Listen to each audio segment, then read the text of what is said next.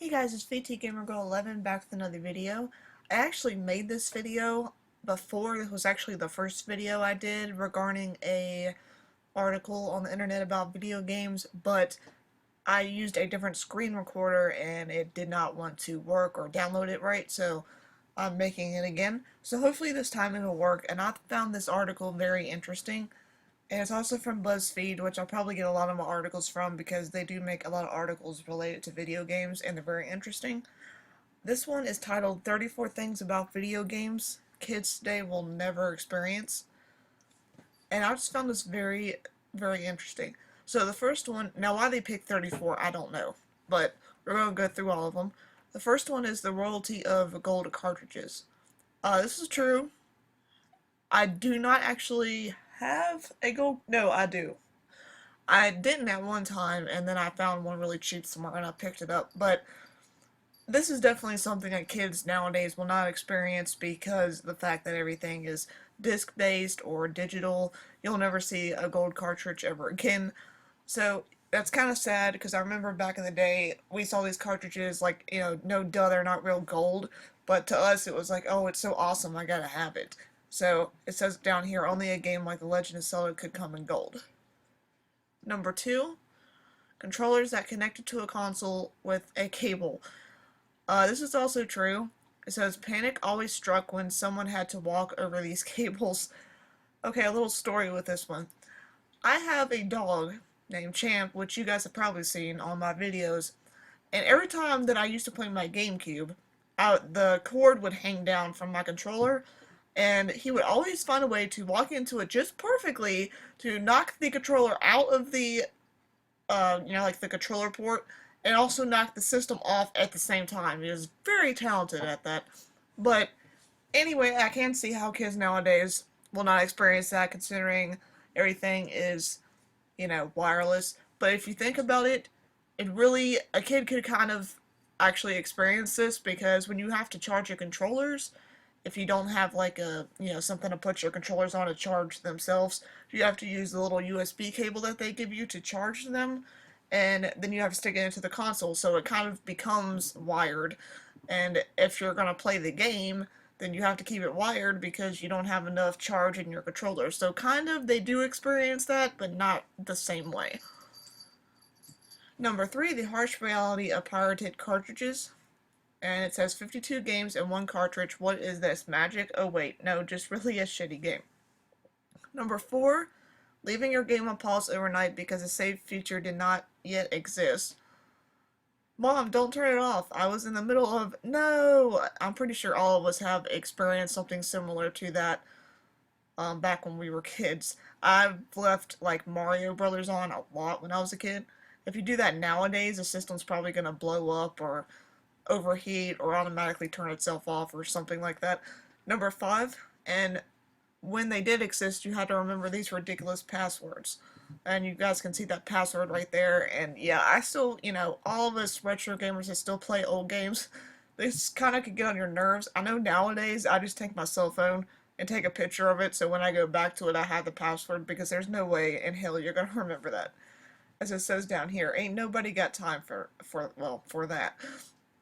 One Life video games is number six. That's all you have, One Life. I hate you, Double Dragon 3. And it's got a little cool animation.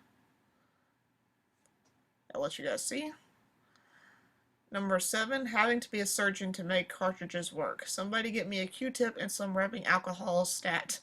I'm pretty sure all of us do this, and it does work pretty well. But I don't know, like back in the day when I was a kid, I didn't know about this. I just used to like blow in the cartridges or try to like wipe the cartridge off with like a napkin or something. I never actually used rubbing alcohol or a Q-tip. But that does really work, so I can see where they're going with that. Number eight, arcade machines and 7-Elevens. Now, personally, I've never seen arcade machines in my 7-Elevens, but I did see them in other restaurants and other stores.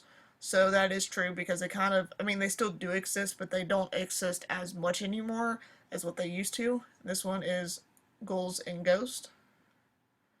And it says, I just came here for a Gatorade and some. Is that a Ghouls and Ghost arcade machine? Number 9, I don't really get this one, but blisters on your fingers from playing Street Fighter using a D-pad. No, I played a lot of games for like hours and hours and hours, and I never really got blisters, but I guess some people did. And in case you didn't know, they point out that this is a D-pad, and it says that that is the original Battle Scars. Number 10, the unbelievable incompetence of Rob the Robot, Nintendo's factory-made Player 2. You had one job, Rob, and you failed, is what it says. Now, I don't have one of these, and we all know they're kind of expensive if you run into them, unless you are really lucky and find one in a yard sale, but if I ever do find one, I would like to pick one up. I never actually played with them when I was a kid, nor did I ever play with this. Number 11, the power of the power pad. Yay, body power. Now, if you think about it, kids kind of do experience this nowadays in the forms of like Dance Dance Revolution and anything that involves like a dance mat, but not in the same way. Number 12, the power glove. In the picture it says, I love the power glove, it's so bad. No, really, it was horrible. That shit didn't work. I've never tried one of these, but I did hear like very bad things about it, but I would like to try one just to see if it's as bad as everybody says it is. Number 13, watching Captain and the Game Master on Saturday mornings. Now, I never saw this myself, but it says, to this day, I still want that Nintendo controller belt, as you can see right here. Um, I, I know they don't make maybe that exact belt, but you can actually find belts that have like the Nintendo controller on it nowadays if you really did want one. Number 14, beating Contra in one setting without the Konami code. And this one's kind of funny because at the bottom it gives you the Konami code. Up, up, down, down, left, right, BA, fuck that, got this. Number 15, the joy of finding Easter eggs in video games on your own. No internet, repeat, no internet. Now, I don't really get where they're going with this, other than maybe it's, finding the secret tunnels or whatever as the Easter eggs, but yeah, I can remember the joy of that until you started doing it over and over again, then it kind of became less of a yay thing and more of a, oh yeah, it's up here, let me go to it. Number 16, but you could always get help from this handy dandy thing called Nintendo Power, which all of us Nintendo fans miss. 5-year-old me, Mom, can I have Nintendo Power? Mom, sure, as soon as you get a job, you can have all the Nintendo Power you want. Number 17, but if you really need to know these secrets right then and there is always the power line. I don't know about you guys personally, but I've never used the power line, but I would think it'd be funny if somebody nowadays, like today, called this number and see, like, if it's actually still a number or if it goes to, like, anything in particular. If anybody does decide to do that, let me know what it goes to, because I think that would just be interesting to know. 5-year-old me, Mom, can I call the Nintendo Power line? Mom, sure, as soon as you start paying rent in the house, you can call whoever you want. 18, keypads on controllers. Atari really wanted to make this a thing. 19, having to buy this device when your skill level had reached its peak and you really needed help, Game Genie. Me personally, I use this a lot. I still do use this, not as much, but I used it a lot as a kid. I think this is the SNES version, which I don't think I ever owned. I only had the Nintendo version when I was a kid. 20. The ultimate 90s rivalry between Mario and Sonic. Sonic all the way. Me, no, it's Mario all the way. But to this person, it's Sonic. Yeah, I could see that, because nowadays kids are just like, oh, these are two cool series, need to try them out because they're popular and everybody likes them. They don't really see the rivalry that existed between the two back in the 90s. Now, I have to get this done in 15 minutes, so I'm going to start going really fast. This terrible catchphrase used during the console wars of the 90s, Genesis does what Nintendo don't. Shots fired. 22, the mind-blowing innovation of Sega's lock-on technology. You mean you can connect cartridges? 23, terrible Japanese to English translations. Cats, all your base are belong to us. That is terrible. 24, this atrocious movie adapted video game Back to the Future. Now, I think that they should have put E.T. on here instead of Back to the Future, but, I mean, Back to the Future was a horrible game, but I don't think it was as bad as E.T. I actually had this game and then lost it a long time ago. Seriously, that is flat out awful. 24. For that matter, any video game made by this now infamous company, LGN. Rest in peace, LGN, you ruined childhoods. 26. Nintendo Virtual Boy. Eye damage and eye damage and neck stiffness brought to you by Nintendo. Now, I've never tried one of these personally, but if I ever get a chance, I would like to. But I do hear how they give people headaches and issues and stuff, so. Number 27. The thrill that was Sega's blast processing technology. Blast processing. It wasn't real, it was a marketing ploy. Damn you, Sega. 28. Playing video games just to listen to their sweet 8-bit soundtracks, such as DuckTales. The Moon is the greatest musical score in gaming history. End of discussion. Now, me personally, I don't agree with that. I don't know what necessarily my favorite would be, but that wouldn't be my favorite. 29. Horrible Americanized video game covers. This one's of Mega Man. Mega Man, what have they done to you? As you can see, Mega Man right here kind of looks really creepy. Number 30. The sick pleasure of performing a fatality on Mortal Kombat for the Sega Genesis. And this is kind of sweet if you watch it. You could get it done by trial or error, or you can ask a friend who owned a strategy guide, but it was glorious. Number 31, the brilliant add-on accessory for the Game Boy. This one was Light Boy, and it said, I look like an asshole carrying around this thing. Ignore this, this is just my email. Back in the day, portable systems, like, if you think about it, especially the original Game Boy, really wasn't portable if you added all the accessories to it, because it would be, like, really big, and there was no way, like, you could stick all that crap in your pocket. But yeah, definitely, nowadays accessories, you don't really need them, because everything's kind of built in with the light and everything like that. You don't really need to buy accessories.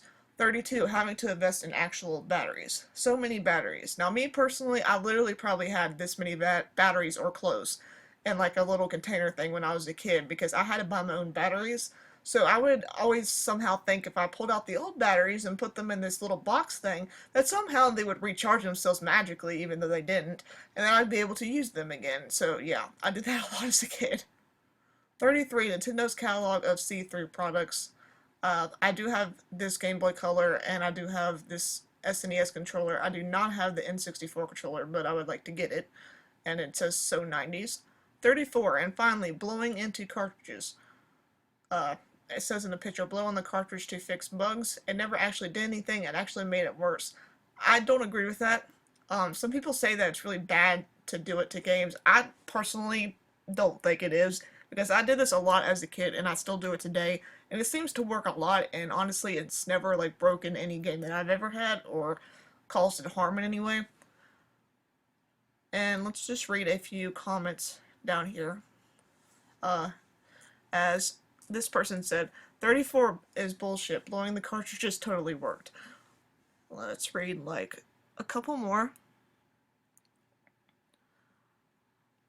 Let's see, find something interesting.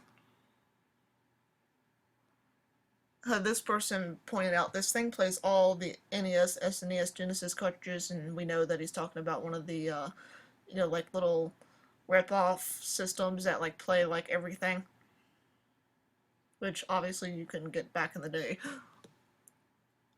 I will always miss arcades. The most good arcades used to be everywhere. Yeah, nowadays, like especially in my area, there's literally like no arcades. There is one in a gas station, and it sucks ass. Excuse my language, but it does. In Blacksburg, they're actually building one along with an IMAX and a bowling alley and a restaurant. It's like all in one. So I cannot wait for them to finally, build that, which they're in the process of, and finishing it, which is supposed to be at the end of this year, which I hope they do, because God, I'm so looking forward to that. Alright, this will be the last one. I'm old balls. Watch out. I've had my NES and SNES since opening them Christmas morning, the years they came out. Also, my boyfriend was recently given a working, still in the box, ROB the Robot word. I wish that would happen to me. I would love for somebody just to hand me a ROB Robot or Rob the Robot. That would be awesome. I don't have my original ones, but I do wish that I kept them, but I never did because I was a stupid kid like kids are nowadays and want to trade everything in for the new system. I did the same thing when I was a kid, so I can't talk. So yeah, that was this article. I'm running out of time, so thank you guys for watching. I hope you guys enjoyed it, and let me know what you think about this article, and have a great day.